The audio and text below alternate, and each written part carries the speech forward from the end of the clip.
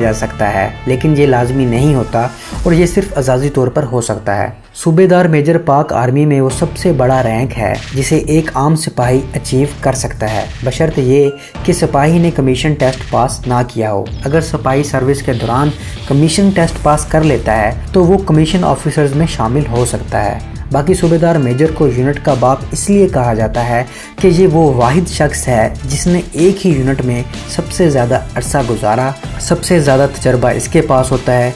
यही वो शख्स है जो कभी सोल्जर हुआ करता था, लेकिन वक्त के साथ साथ आज 16वें स्केल का ऑफिसर बन चुका है और यूनिट इसी के एक इशारे पर है। दोस्तों, यूनिट में कमीशन्ड ऑफिसर्स हर 2 साल बाद चेंज होते रहते हैं, लेकिन इस शख्स ने अपनी पूरी ज़िंदगी इसी यूनिट में गुजारी होती है और ये शख्स यूनिट की एक एक ईंट से भी वाकिफ़ होता है। दोस्तों, इसके बाद आते हैं कमीशन्ड ऑफिसर्स, जिसमें सबसे नीचे सेकंड लेफ्टिनेंट होता है, जिसकी बेसिक पे स्केल 17 और इंसिग्निया 1 क्राउन होता है। आमतौर पर पाक आर्मी में सेकंड लेफ्टिनेंट 6 माह में ही प्रमोट होकर लेफ्टिनेंट बन जाते हैं। सेकंड लेफ्टिनेंट एयरफोर्स के पायलट ऑफिसर और नेवी के मिडिल शिप मैन के बराबर होता है।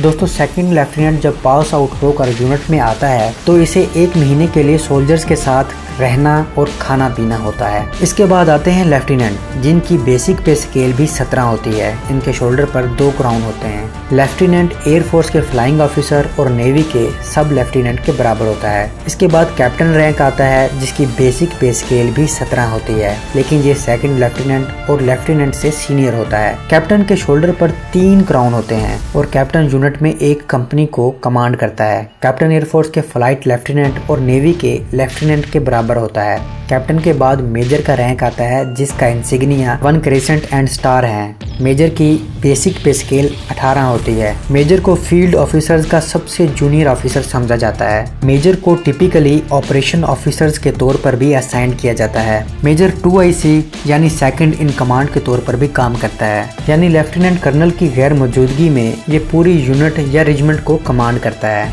मेजर पाक एयरफोर्स के स्क्वाड्रन लीडर और नेवी के लेफ्टिनेंट कमांडर के बराबर होता है। मेजर के बाद लेफ्टिनेंट कर्नल आते हैं, जिनकी बेसिक पे स्केल 18 होती है और इंसिग्निया 1 क्राउन और 1 क्रेसेंट एंड स्टार होता है। लेफ्टिनेंट कर्नल को आमतौर पर पूरी बटालियन और रेजिमेंट का चार्ज दिया जाता है। ये रैंक एयरफोर्स के विंग कमांडर और नेवी के कमांडर के बराबर होता है। इसके बाद सीनियर रैंक कर्नल आता है, जिसे फौजी ज़बान में फुल कर्नल भी कहा जाता है। इस रैंक की बेसिक पे स्केल 19 होती है और insignia 2 crown and 1 crescent and star होता है। ये रैंक एयरफोर्स के ग्रुप कैप्टन और नेवी के कैप्टन के बराबर होता है। Colonel rank senior military ranks में शुमार होता है। दोस्तों, इसके बाद जनरल ऑफिसर्स या स्टार ऑफिसर्स आते हैं, जिनमें 1 स्टार ऑफिसर ब्रिगेडियर भी शामिल है। ब्रिगेडियर की बेसिक पे स्केल 20 होती है और इसका insignia 3 crown and 1 crescent and star होता है। ये रैंक नेवी के कमोडोर और एयरफोर्स के एयर कमोडोर के बराबर होता है।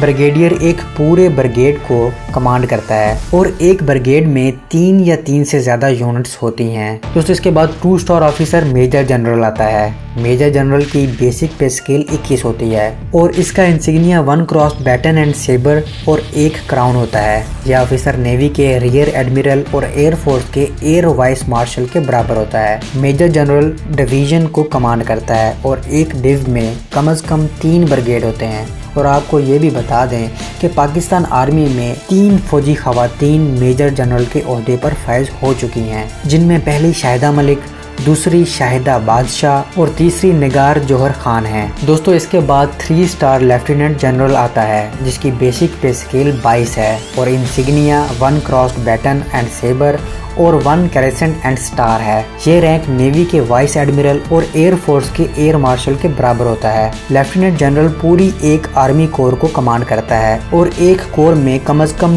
3 डिव होते हैं, लेकिन पाक आर्मी में कुछ कोर्स के 2 डिव भी हैं। लेफ्टिनेंट जनरल बैटल फील्ड में 2IC के तौर पर भी काम करता है। दोस्तों, पाकिस्तान आर्मी में इस टाइम 28 लेफ्टिनेंट जनरल मौजूद हैं और पाकिस्तान में कोर्स की तादाद 11 हैं, लेकिन इसका मतलब ये नहीं है कि 11 कोर्स हैं तो लेफ्टिनेंट जनरल की तादाद भी 11 ही होनी चाहिए। इनके अलावा और भी अपॉइंटमेंट्स होती हैं और इतनी बड़ी आर्मी के लिए 28 लेफ्टिनेंट जनरल भी थोड़े हैं।